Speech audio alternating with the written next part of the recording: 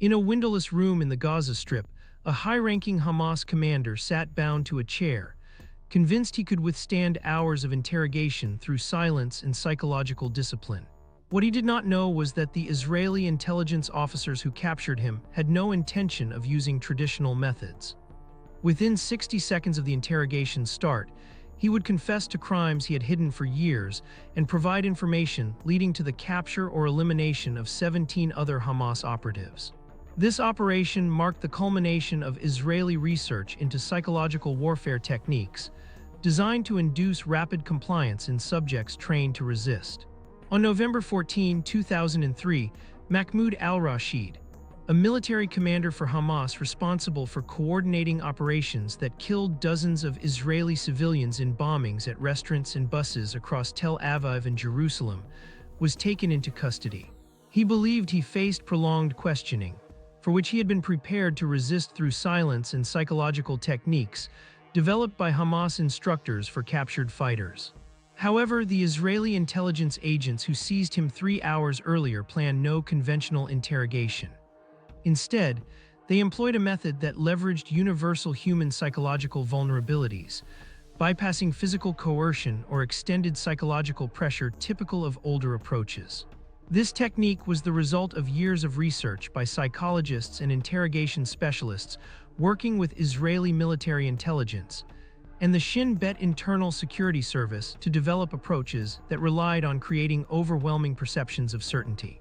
Traditional interrogation methods had grown increasingly controversial due to international human rights concerns and questions about the reliability of information obtained through such means. Mahmoud al-Rashid was born in the Jabalia refugee camp in Gaza in 1971 and was recruited into Hamas in the late 1980s during the First Intifada.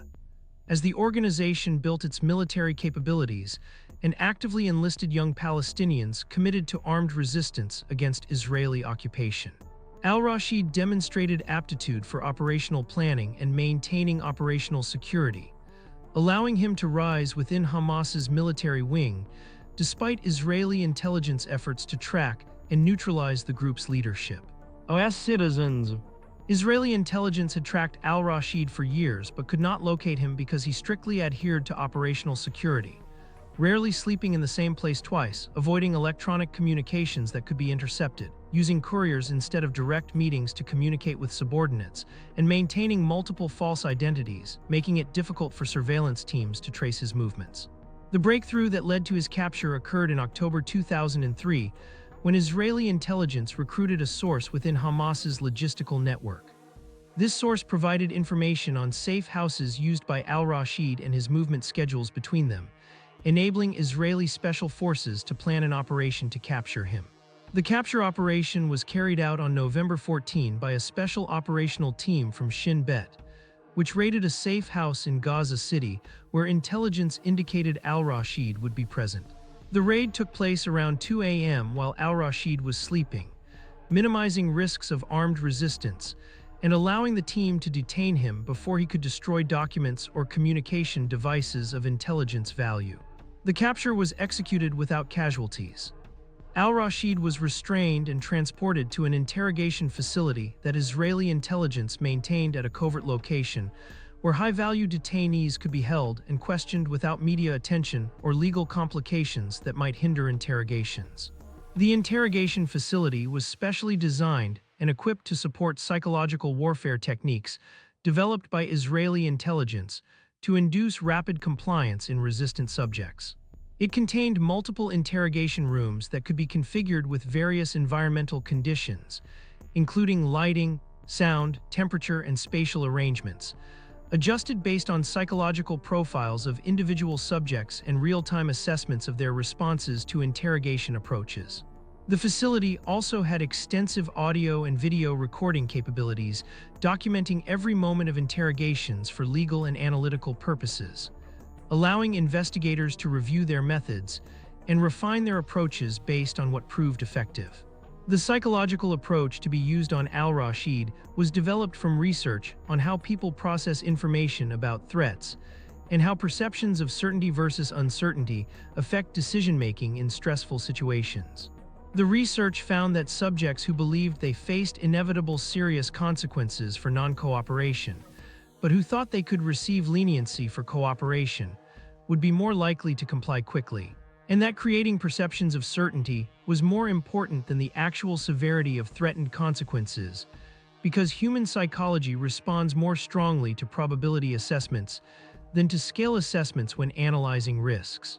The specific technique to be applied involved creating an overwhelming impression that Israeli intelligence already had complete information about al-Rashid's activities, and that his cooperation, therefore, was not actually necessary for Israeli objectives, but would only affect how he was treated afterward.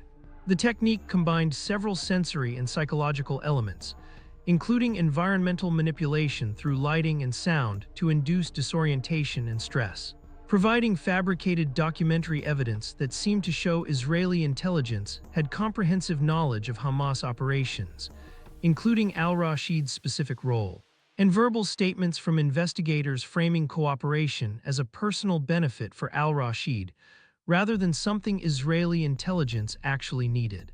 Preparation for al-Rashid's interrogation began months before his capture, when Israeli intelligence analysts compiled a comprehensive dossier of everything known about his activities, his associates, his operational methods, and his personal characteristics, including his family status, religious beliefs, psychological traits, and likely vulnerabilities that could be exploited during interrogation. The dossier was used to create fabricated documents that seemed to show Israeli intelligence had even more complete information than they actually did.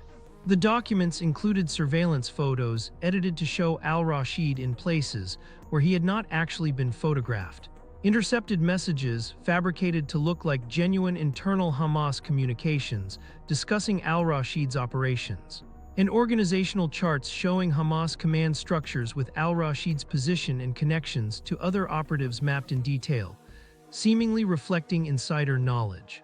The interrogation room where al-Rashid would be questioned was configured specifically for his session, with lighting that could be adjusted from bright levels, causing discomfort and disorientation, to dim levels, creating uncertainty about spatial relationships and who else might be present. The room included an advanced audio system that could play recordings at varying volumes and frequencies, including infrasound at frequencies below the human hearing range, which research had shown could induce feelings of unease and anxiety without subjects consciously knowing the source. The room's temperature could be adjusted to cause discomfort through heat or cold, and the chair where al-Rashid would sit was positioned to face a large display where documents and images could be shown. Al-Rashid was brought into the interrogation room around 5 a.m., several hours after his capture, a timing calculated to ensure his disorientation from lack of sleep in the stress of capture, but before he had time to mentally prepare comprehensive cover stories or develop psychological defenses that subjects often build over extended periods of detention before interrogation begins.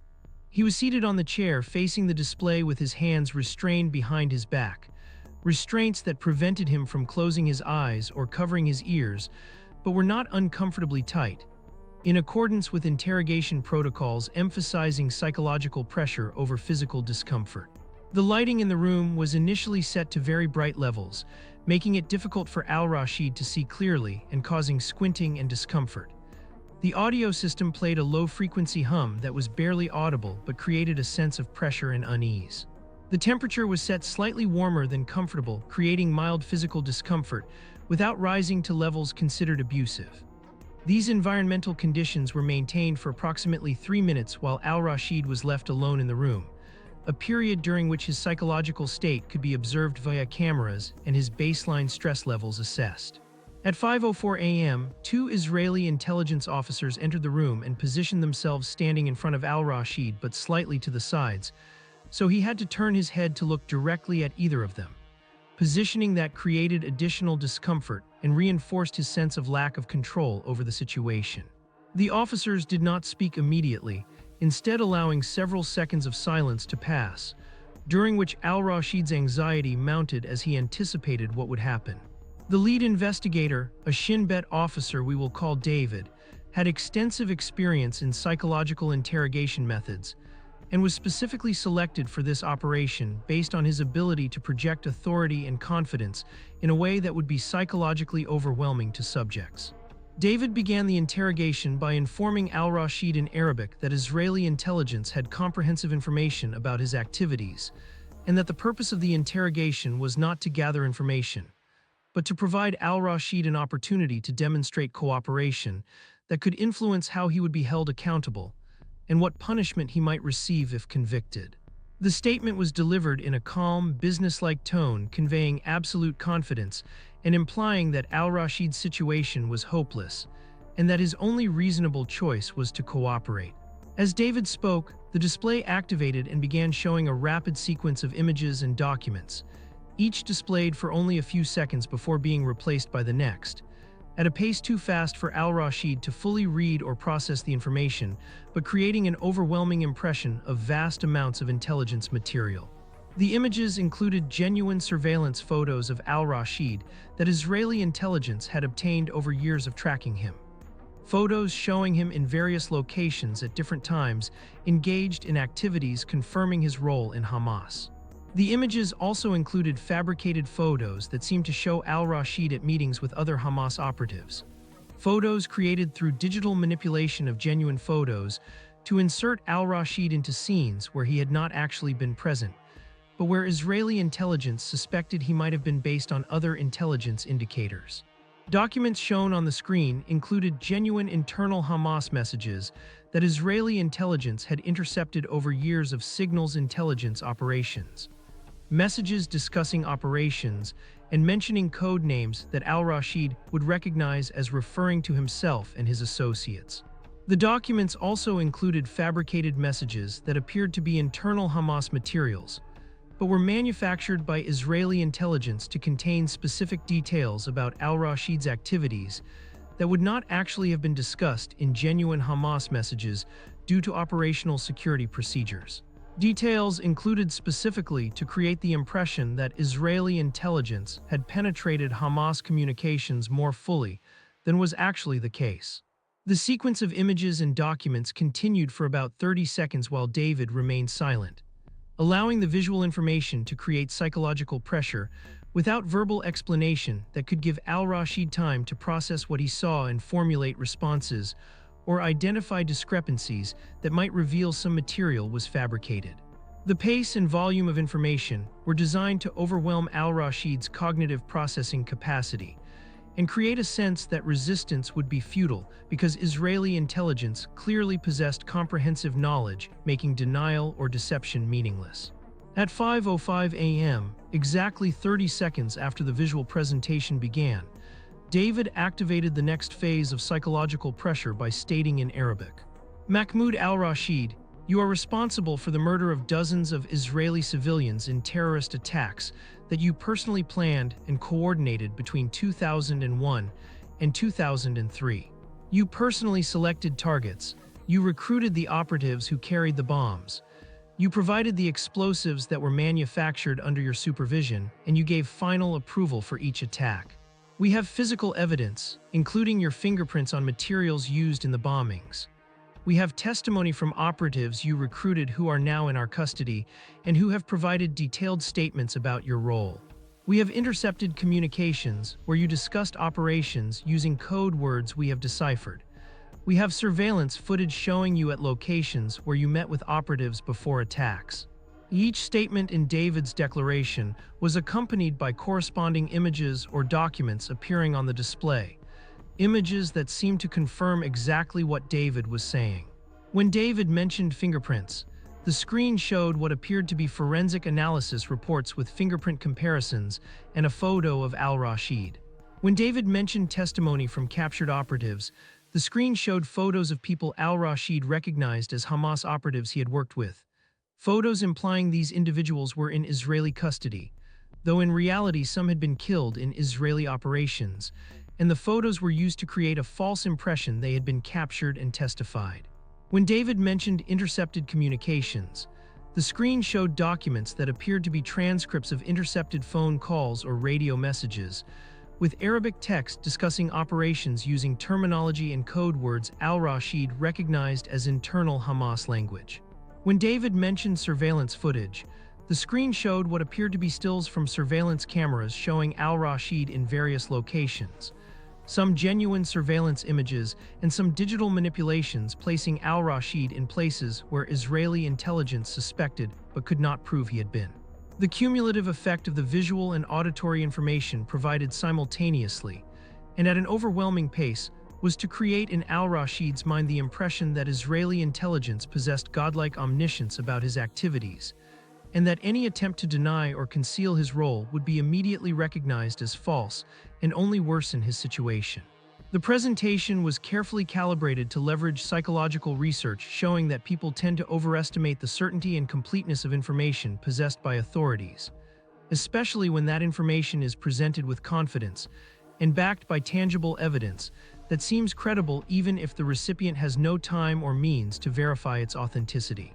At 5:05 a.m., exactly 90 seconds after the interrogation began, David paused the visual presentation and stated, "You have one opportunity to demonstrate cooperation that may be considered during your prosecution and sentencing. This opportunity exists now and will not be offered again. If you provide full and truthful information about your activities and the identities and locations of other Hamas operatives you worked with, this cooperation will be documented and presented to prosecutors and judges who will consider it in determining your fate." The statement was delivered with absolute confidence, and without any hint that David was negotiating or that al-Rashid had any leverage or any ability to influence the outcome other than through immediate, complete compliance. The psychological pressure created by the preceding 90 seconds of overwhelming information combined with the stark choice David presented was designed to break al-Rashid's resistance by creating the perception that cooperation was his only reasonable option and that any delay would only worsen his situation. At 5:06 a.m., exactly 60 seconds after David began presenting the ultimatum, al-Rashid broke. The psychological pressure that had built during the rapid presentation of evidence and during David's statements about Israeli intelligence's comprehensive knowledge overwhelmed his psychological defenses and his training in resisting interrogation. Al-Rashid stated in Arabic, "I will cooperate, I will tell you everything, I planned the operations you mentioned, I can identify the operatives who worked with me. I can provide locations where Hamas stores weapons caches and safe houses." The confession came as a surprise even to the investigators, who expected the psychological techniques to be effective, but did not anticipate al-Rashid breaking so quickly and so completely. The 60-second timeframe from the start of interrogation to initial confession represented what would become the fastest, most successful interrogation of a high-value subject Israeli intelligence had conducted to that point, demonstrating the effectiveness of psychological warfare techniques that exploited human cognitive vulnerabilities and created overwhelming perceptions of certainty that made resistance seem futile. In the hours and days after his initial confession, al-Rashid provided detailed information about his activities and Hamas operations more broadly. Information that included the identities and locations of 17 other Hamas operatives he had recruited or worked with. Information on Hamas weapons manufacturing facilities where explosives were produced. Information on Hamas command and control procedures, including how orders were transmitted and operations coordinated, and information on Hamas's relationships with other Palestinian militant groups and foreign supporters who provided funding and material support. The information provided by al-Rashid was systematically verified through other intelligence sources and through operations conducted to follow up on his disclosures. Israeli security forces conducted raids on locations al-Rashid identified, raids that led to the capture of numerous Hamas operatives and the seizure of weapons caches and documents that confirmed al-Rashid's claims and provided additional intelligence expanding understanding of Hamas's capabilities and intentions. The operatives themselves, captured in these subsequent operations, were interrogated using similar psychological techniques, creating a cascading effect where each captured operative provided information leading to additional captures and seizures. The 17 operatives whose capture or elimination was facilitated by al-Rashid's information represented a significant degradation of Hamas's military capabilities in Gaza and the West Bank in the period after his interrogation. Several of these individuals were senior commanders responsible for planning and coordinating operations, and their removal created gaps in Hamas's organizational structures that took months to fill and disrupted operations during a critical period, when Hamas was planning major terrorist attacks intended to derail peace negotiations between Israeli and Palestinian political leadership.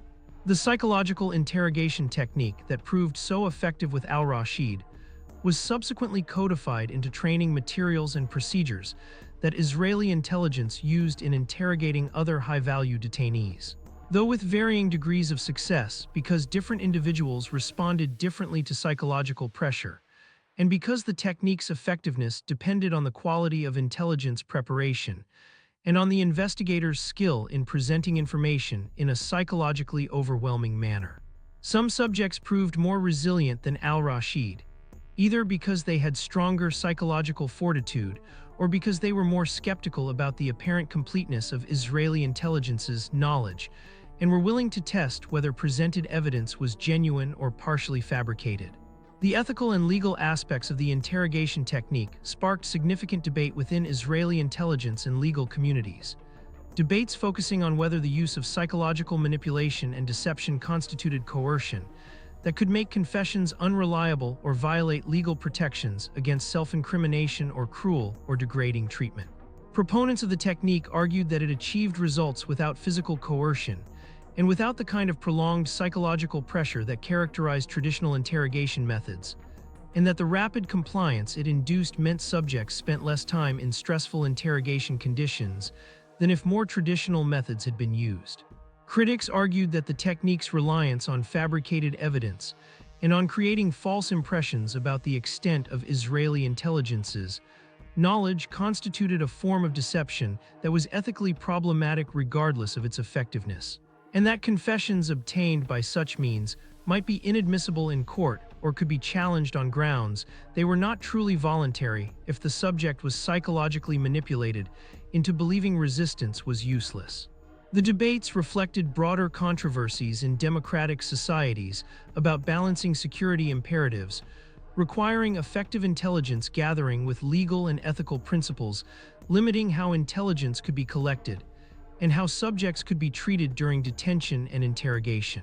The long-term impact of al-Rashid's confession and the subsequent operations it enabled was significant in degrading Hamas's capabilities and providing Israeli intelligence with detailed understanding of how Hamas operated, informing subsequent counterterrorism efforts. The information al-Rashid provided about Hamas command structures, operational procedures, and relationships with external supporters helped Israeli intelligence develop more effective strategies for detecting and disrupting Hamas operations before they could be carried out. Strategies that contributed to a significant reduction in successful Hamas terrorist attacks in the years after 2003. Al-Rashid himself remained in custody in Israel, where he served a life sentence for his role in planning and coordinating attacks that killed Israeli civilians. His cooperation with Israeli intelligence did lead to some consideration during his prosecution, with prosecutors acknowledging his assistance in their sentencing recommendations, though the severity of his crimes meant any leniency was minimal, and that he would not be eligible for release regardless of his cooperation. The fact of his cooperation became known within Hamas and among Palestinian militant groups more broadly, creating suspicions and controversies over whether he was a genuinely ideologically committed operative who broke under interrogation, or whether he might have secretly cooperated with Israeli intelligence even before his capture. Suspicions that damaged his reputation in Palestinian militant circles and served Israeli interests by creating distrust that complicated Hamas's efforts to maintain organizational cohesion. The 60-second interrogation of Mahmoud al-Rashid demonstrated the devastating effectiveness of psychological warfare techniques that exploited human cognitive vulnerabilities and created overwhelming perceptions of certainty that broke subjects' resistance to interrogation. The operation succeeded due to meticulous intelligence preparation that created credible evidence of comprehensive knowledge, through sophisticated environmental manipulation that enhanced psychological pressure, and through masterful execution by the investigator that conveyed absolute confidence and presented stark choices in a way that made cooperation the only sensible option. Al-Rashid's confession enabled the disruption of Hamas operations and the capture of numerous operatives, whose removal significantly degraded the organization's capabilities during a critical period.